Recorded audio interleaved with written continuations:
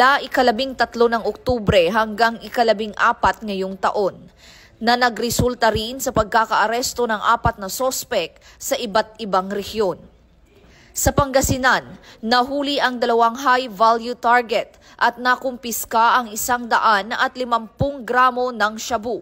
Sa Misamis Oriental, nadiskubre naman ang 248 gramo ng shabu sa loob ng septic tank.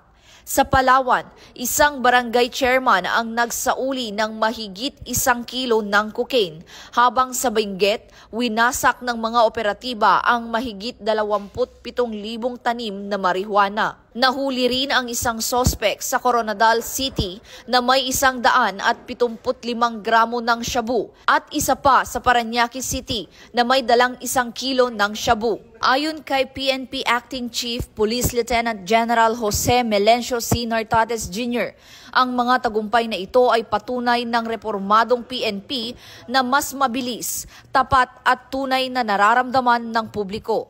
Dagdag pa ni PNP spokesperson, Police Brigadier General Randolph T. Tuanyo, magpapatuloy ang PNP sa mas pinaigting na kampanya laban sa iligal na droga bilang bahagi ng bagong PNP sa bagong Pilipinas.